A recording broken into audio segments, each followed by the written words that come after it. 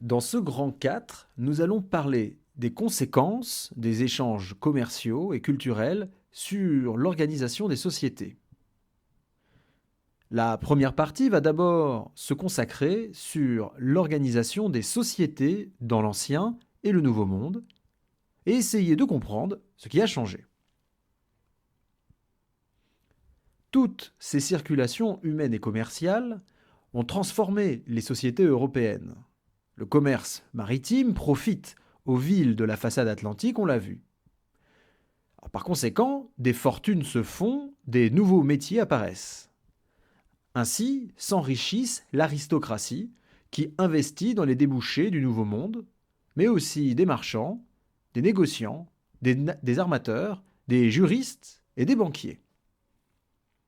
Toutes ces personnes sont issues du tiers-état et constituent un phénomène nouveau, l'apparition de la bourgeoisie urbaine, véritable intermédiaire entre l'aristocratie et le tiers-état.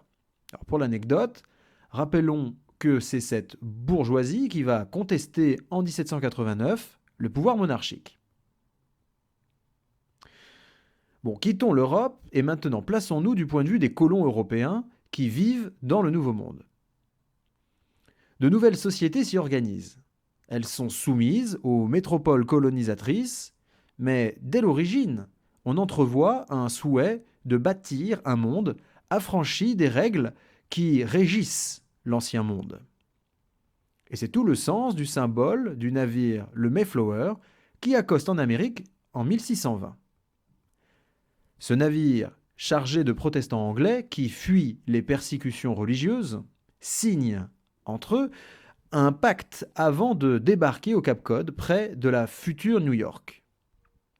Ce pacte édicte les principes d'une démocratie locale respectueuse des croyances de chacun. Eh bien, ce modèle va inspirer l'imaginaire américain dans les valeurs qui l'accompagnent. On le voit, les nouvelles sociétés s'éloignent du modèle des monarchies absolues européennes.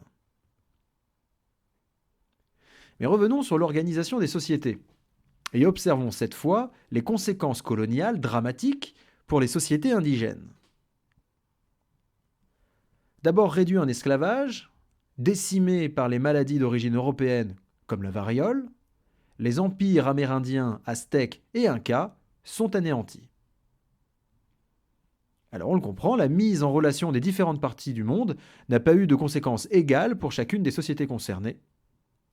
Ce n'était même pas, on peut le dire, une bonne nouvelle pour les empires amérindiens. Alors que faut-il retenir ? En Europe, les échanges profitent à la bourgeoisie urbaine naissante. Vous devez pouvoir citer, à travers les nouveaux métiers qui se développent, les enjeux du développement économique pour l'Europe. Dans le Nouveau Monde, les sociétés cherchent à s'émanciper, à se distancier progressivement du modèle européen. Ainsi, le pacte des pères pèlerins du Mayflower en 1620 en est un bon exemple. Il faut aussi être capable d'expliquer comment les populations amérindiennes ont été décimées et quels empires ont disparu.